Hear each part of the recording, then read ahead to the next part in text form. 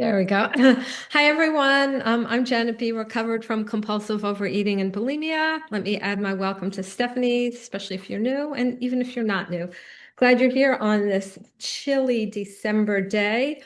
And today we're going to be talking about steps 6 and 7 in the AA 12 and 12. So if you have your AA 12 and 12, go grab it, go open it. We'll save your seat for you. There's some really good stuff in here. So I am on page 63 of the AA 12 and 12, step 6. We're entirely ready to have God remove all these defects of character.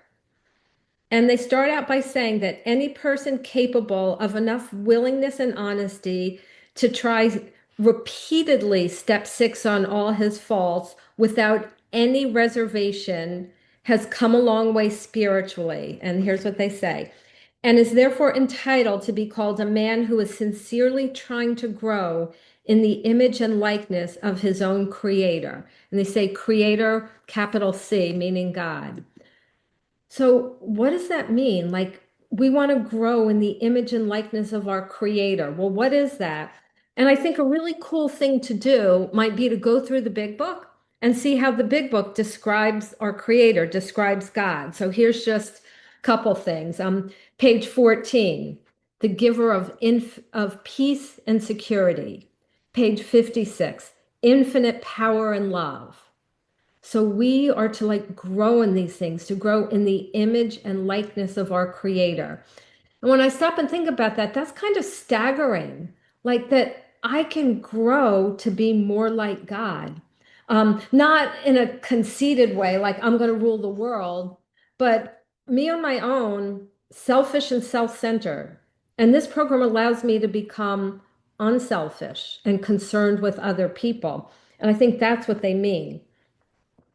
Bottom of the page, they say they're quoting like the standard new person. Sure, I was beaten, absolutely licked. My own willpower just wouldn't work on alcohol or food. I simply couldn't stop drinking, and no human being could seem to do the job for me. So that means group can't be our higher power. No human being can do the job for me. But when I became willing to clean house and then asked a higher power, God, as I understood him, to give me release, my obsession to drink vanished. It was lifted right out of me. So, a couple things here. It says, when I asked God, as I understood him, for release, God wants us to ask.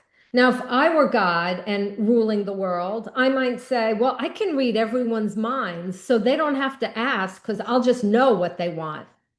But God, being way smarter than I am, has set it in motion that we ask. That's the mechanism by which we get help. We ask for it. So again, he says, when I asked a higher power, God, as I understood him, to give me release, my obsession to drink vanished. It was lifted right out of me. So notice the order. It's not, I put down the alcohol or I put down the food, then I went to God. I went to God first. And that was my experience because I couldn't put down the food without God's help. This is the formula. We go to God. We're willing to clean house, basically willing to do whatever it takes. So this guy here had willingness. He submitted, he asked, and then the obsession to drink vanished. Listen to what he said. It was lifted right out of me. And that was my experience. I was at a meeting. I had binged right before the meeting, stuffing bagel chips down my throat behind a locked bathroom door. Think about that, like bagel chips, they're so sharp, but I couldn't help it. And after the meeting, I took this toughest sponsor I knew, who I knew would help me, and I became willing to do anything. And I asked God, and it was like the obsession was just lifted right out of me. So, page 64, second paragraph, they say, having been granted a perfect release from alcoholism or compulsive eating, why shouldn't we be able to achieve by the same means a perfect release from every other difficulty or defect? So, what they're saying is that they got relieved of the alcohol obsession or the food obsession. But our character defects, it doesn't work the same way. And what's the answer? They say, the full answer may be only in the mind of God. But a couple things are apparent to us. And they say, when we drink, when we eat compulsively, we're humbled by the terrific beating administered by alcohol or food, and then the grace of God can enter and expel their obsession. You know, with food, it was like I was desperate, like, God, please remove this defective character. And if I'm going to be honest, did I ever beg God to remove any of my defects of character with the same urgency that I begged him to remove my food obsession? I I don't think so. I don't think so. Um, but we're humbled by the beating administered by food, and then the grace of God can enter and expel their obsession. And it says, yeah, most of our difficulties don't fall under such a category, aren't such extreme. Like everyone wants, they say, to eat, reproduce, to be somebody, right? Sex, security, and self-esteem. People want to be reasonably safe and secure.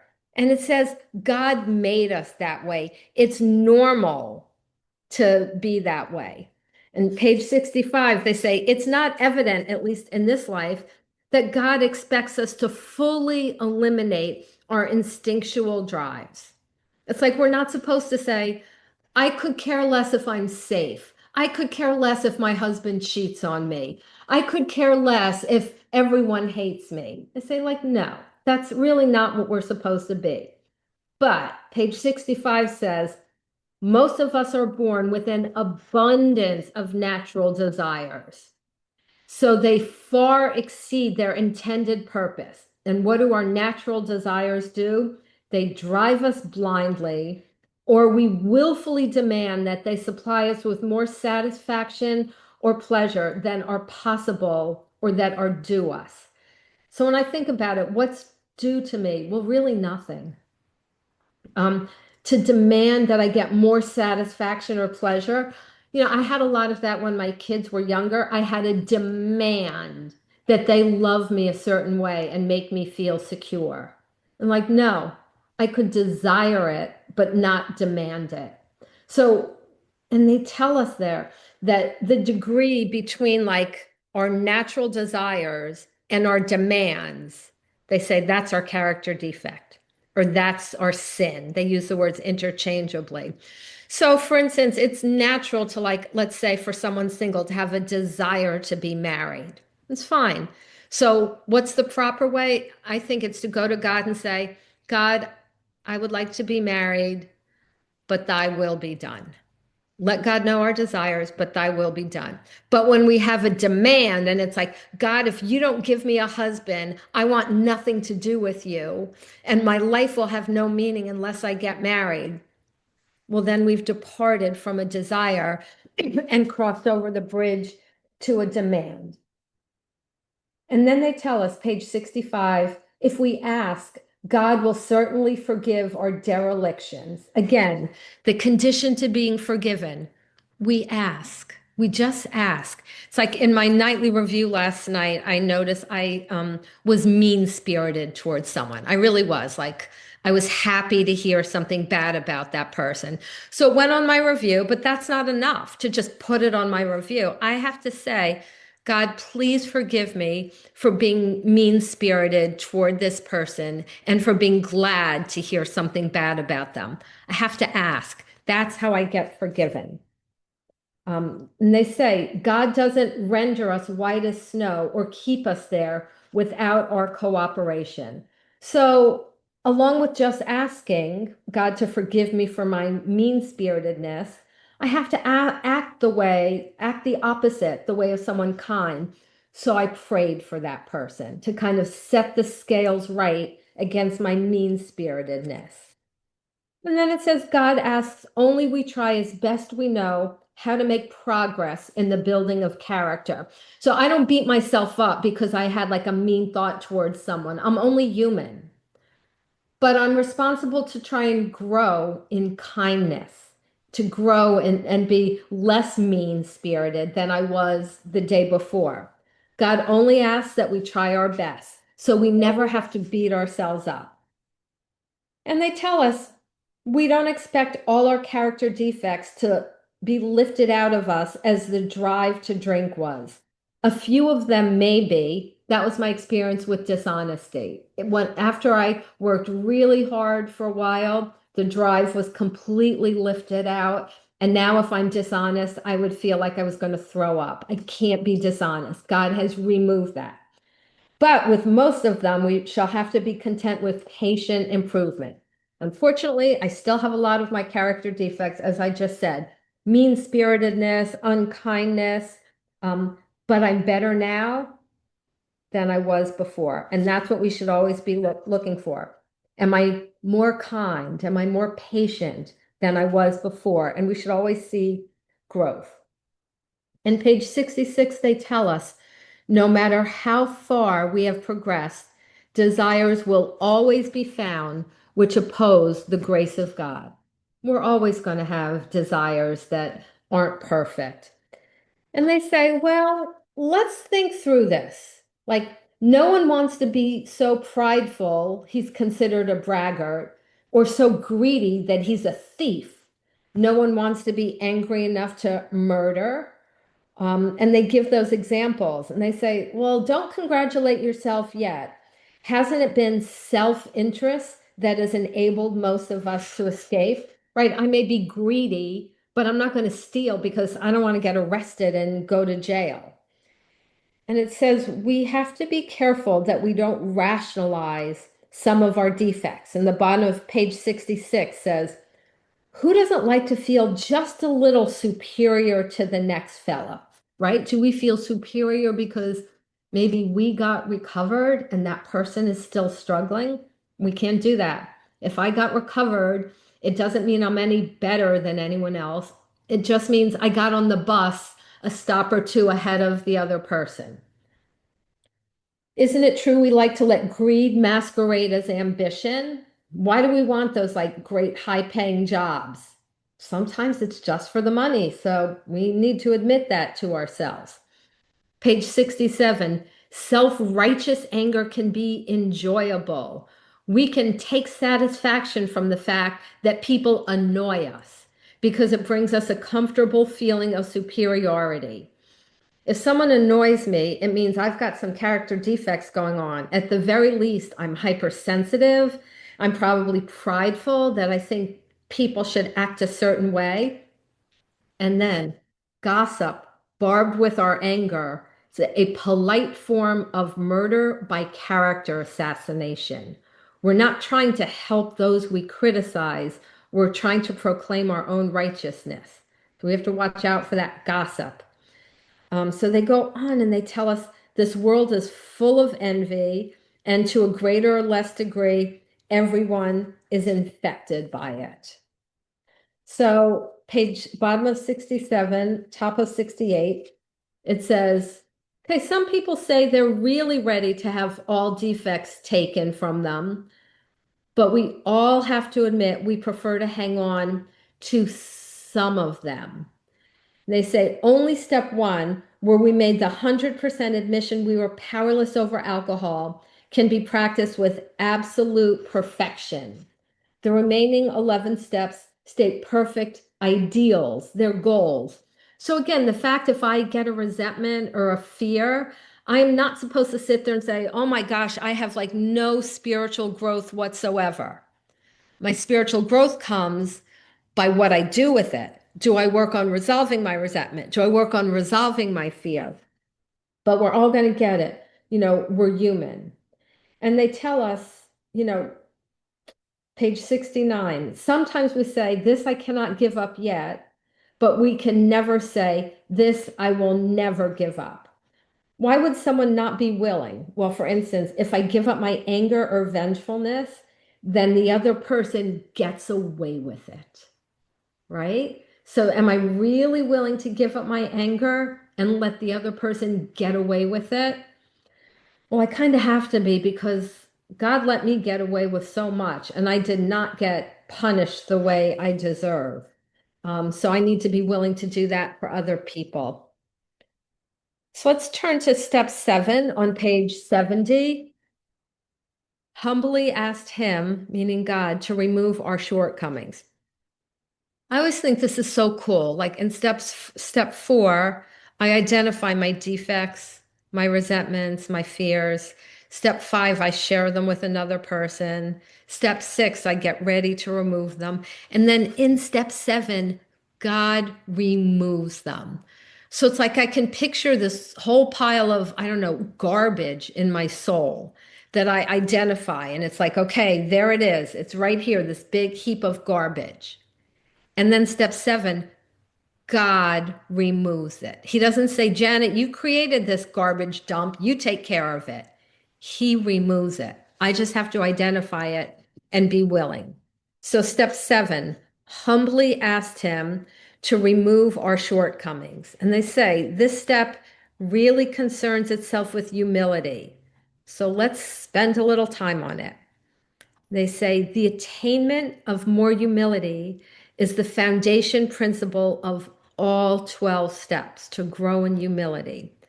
And they tell us without some degree of humility, no alcoholic can stay sober at all. Nearly all AAs have found, too, that unless they develop much more of this precious quality than may be required just for sobriety, they still haven't much chance of becoming truly happy. Without it, they can't live to much useful purpose or in adversity be able to summon the faith that can meet any emergency. Okay, so let's unpack that. So I say, okay, first with we need a little humility or we can't stay sober. Well, that makes sense, right? Because step one is admitted I was powerless and my life was unmanageable and came to believe that God could restore me to sanity and surrendered my life to him. So it takes some humility to do that, right? I have to get rid of my self-reliance.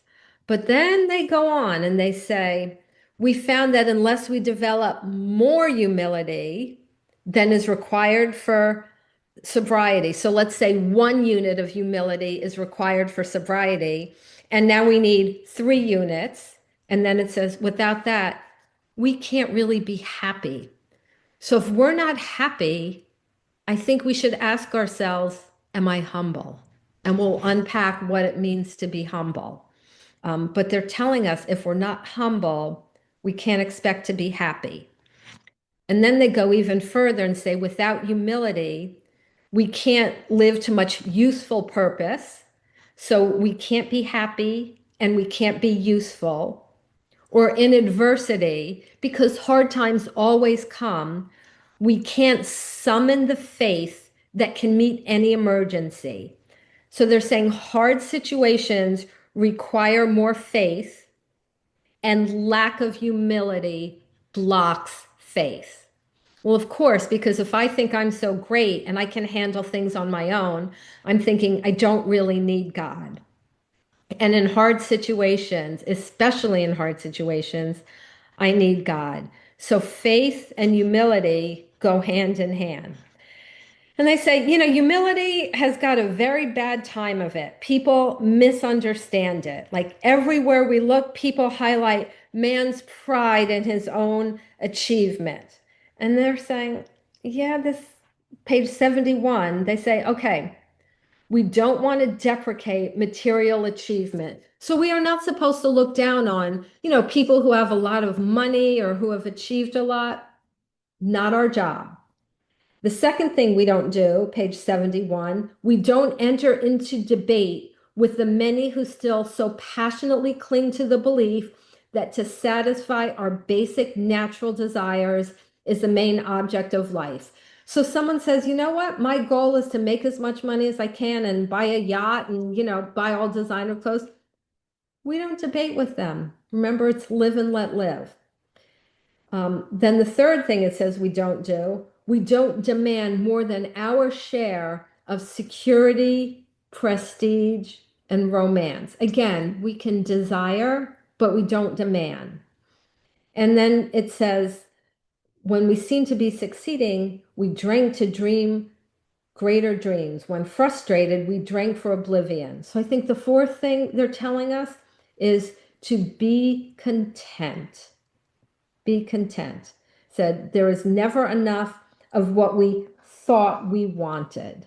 I think it's so interesting. They say never was there enough of what we thought we wanted, right? I may think I want like more clothes, a nicer car, my kids to succeed more. But they're saying, no, that's not what you really want. Now, what do we really want? To feel that we have a place in this world, that we're okay with God, that God loves us, and that we have a purpose. Our wants change as we recover. We stop desiring those things so much. In the big book, it talks about, in the chapter of Vision for You, it talks about envisioning the great reality, like our loving creator, the great reality. And I heard a speaker say once, when we've seen the great reality, the mosquitoes of life don't bother us so much anymore. Okay, they say in all our strivings, we may have been well intentioned, but our crippling handicap was lack of humility. We lacked the perspective to see that character building and spiritual values had to come first, and that material satisfactions were not the purpose of living. So, character building is really the purpose of living. And it says, we've gone all out in confusing the ends with the means. Instead of regarding the satisfaction of our material desires as the means by which we can live and function as human beings, we had taken these things to be like the final end and aim of all, right? If I've got like a house and internet and enough food, then that means like, okay, I can be of use, right? If I couldn't afford internet, I couldn't like be doing this right now. But they're saying these aren't the goals of life. We get our material needs so that we can grow in our character formation, so that we can be helpful to others.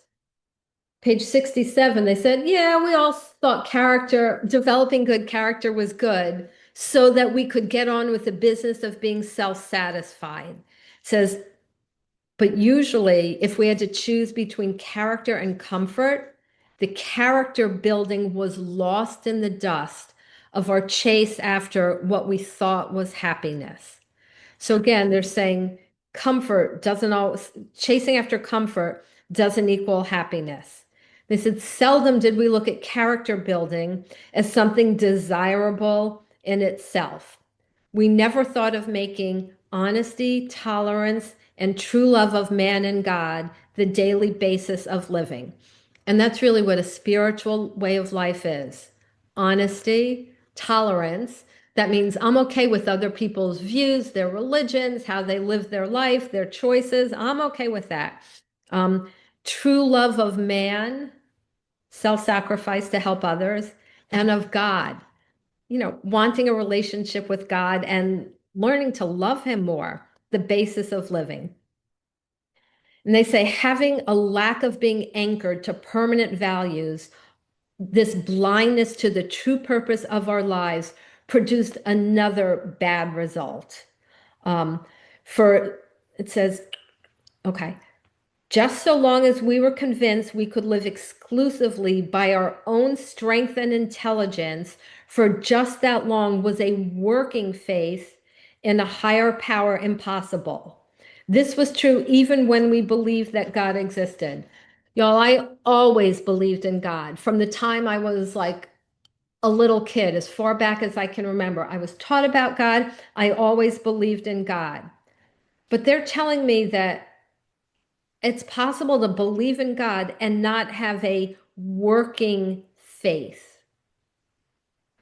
We could actually have earnest religious beliefs. So someone could even be religious, which remained barren, like barren with nothing, because we were still trying to play God ourselves. As long as we place self-reliance first and genuine reliance upon a higher power was out of the question. That basic ingredient of all humility, a desire to seek and do God's will, was missing. So first they're telling me the basic ingredient of humility, a desire to seek and do God's will. And without that, I could be religious.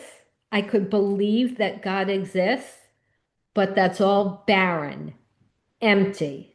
because I'm trying to play God myself. If I'm not trying to seek and do God's will, by default, I'm trying to seek and do Janet's will. And the result is a barren faith. So as long as we place self-reliance first, a genuine reliance upon God can't happen. How do we place self-reliance first? If I think I can do things on my own power, right? And I do things to satisfy me. And this past week when I was meditating, it came up to me that I had like too much self-reliance in my life. And I'm thinking, how? And I thought, okay, when Recovery Jams first started, before every meeting, I would really pray. And then I thought, yeah, I don't really do that anymore. And isn't that self-reliance? I could do it on my own. I don't need the power of God. So I was really convicted of like my self-reliance, thinking I could do things on my own. So the basic ingredient of humility is the desire to seek and do God's will. Here's some other ingredients of humility. Thinking less of myself. So not thinking so much that I'm just the cat's meow, that I'm the smartest person, and thinking of ourselves less, not putting so much time and attention on myself, but thinking about others. And they tell us this process of gaining a new perspective is really painful, that generally, only by repeated humiliations do we learn about humility. When our self-sufficiency is crushed, then we begin to feel some humility. Page 73 says, so it is that we first see humility as a necessity, but this is the barest beginning. To get completely away from our aversion to the idea of being humble, to gain a vision of humility as the avenue to true freedom of the human spirit, to be willing to work for humility as something to be desired, takes most of us a long, long time. A whole lifetime geared to self-centeredness can't be reversed all at once. Rebellion dogs our every step at first. At first, the spiritual battle gets easier, right? Never completely easy, because I think once we've climbed one spiritual hurdle, there's another one. God wants us to keep growing. And it says, let's see, let me go to page 74. Our improved perception of humility starts a change in our outlook. Our eyes begin to open to the immense values which have come straight out of painful ego puncturing. Until now, our lives have been largely devoted to running from pain and problems. We fled from them as from a plague. We don't want to do that, right? If there's a problem, maybe it's better to say, God, leave this until you do what you need to with me. Hard to do. I don't know that I've ever done that, but I want to. And they say, we never wanted to deal with suffering. Escape by the bottle, by the bakery, was always our solution. Character building through suffering might be all right for saints, but it certainly didn't appeal to us. Page 75, it says, then in AA, we looked and we listened. We saw failure and misery transformed by humility into priceless assets. We heard how humility brought strength out of weakness. In every case, pain had been the price of admission into a new life. I mean, who wants to hear that, right? That like through pain we grow. I don't like that. I don't think anyone does. So that's okay. But this admission price had purchased more than we expected. It brought a measure of humility, which we soon discovered to be a healer of pain. We began to fear pain less and desire humility more. So humility heals pain, they're telling us. And they say during this process of learning about humility, the biggest result was the change in our attitude toward God, whether we had been believers or unbelievers. We began to get over the idea that the higher power was a sort of bush league pinch hitter to be called upon only in an emergency. I mean, that's how I use God, right? Like if there was an emergency, and to me, an emergency might be the boy I liked didn't like me back, an emergency. That's when I would call on God, but not to develop a relationship, not to praise him, not to be grateful to him, not to just enjoy his company. He was like, my genie to be called on in emergencies. The notion that we could still live our own lives, God helping a little now and then, began to evaporate.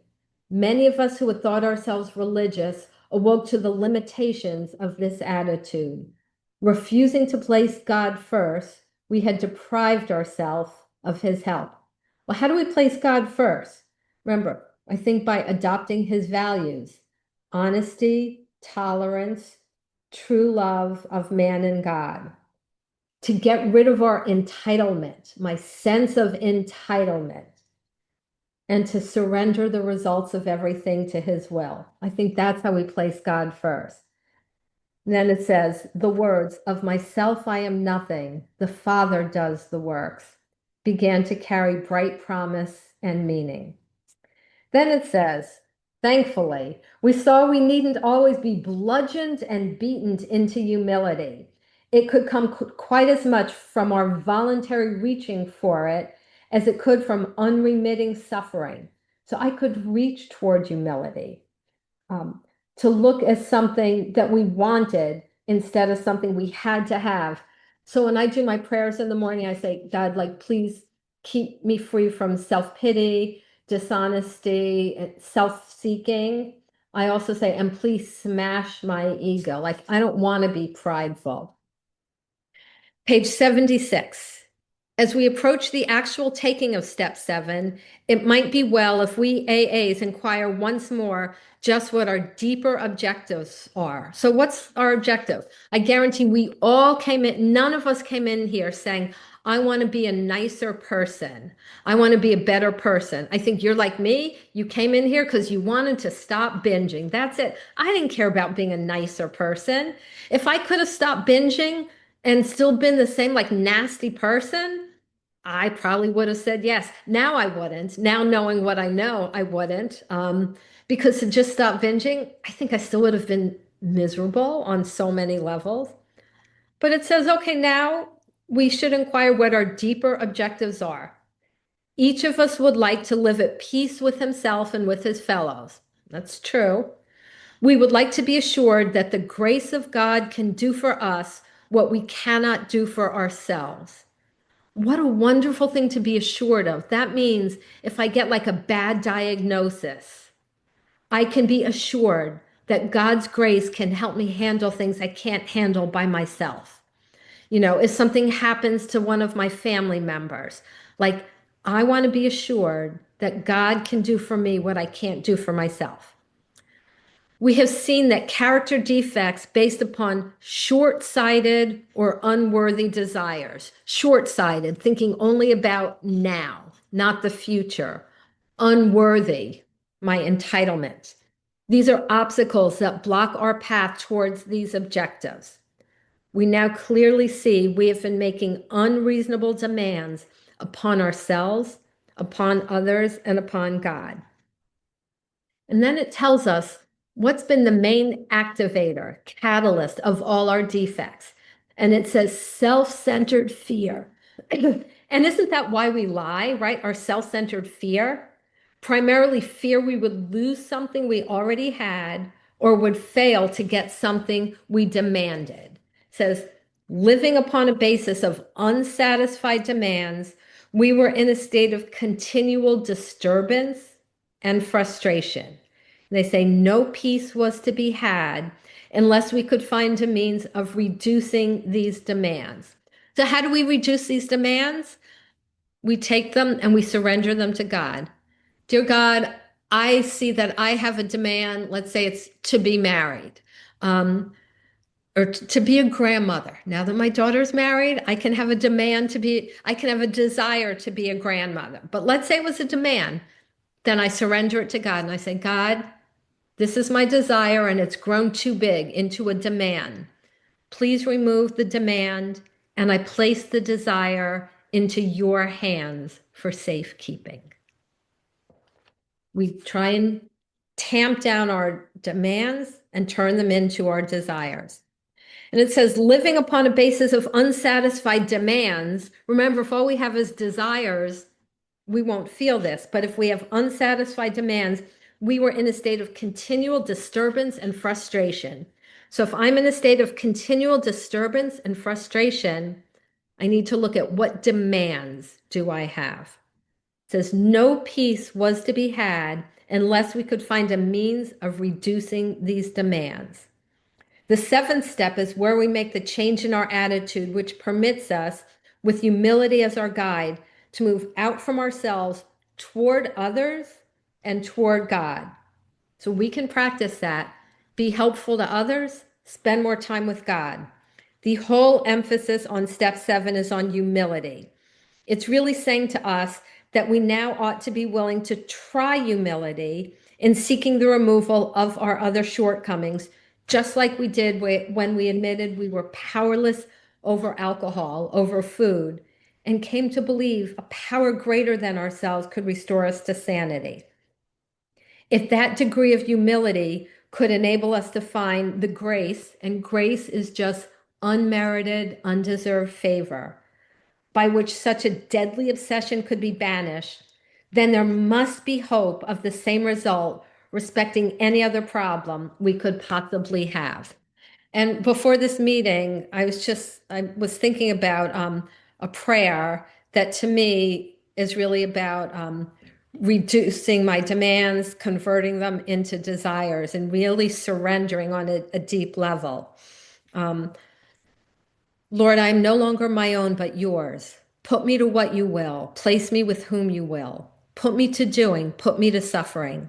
Let me be put to work for you or set aside for you, praised for you or criticized for you. Let me be full. Let me be empty. Let me have all things. Let me have nothing. I freely and fully surrender all things to your glory and service.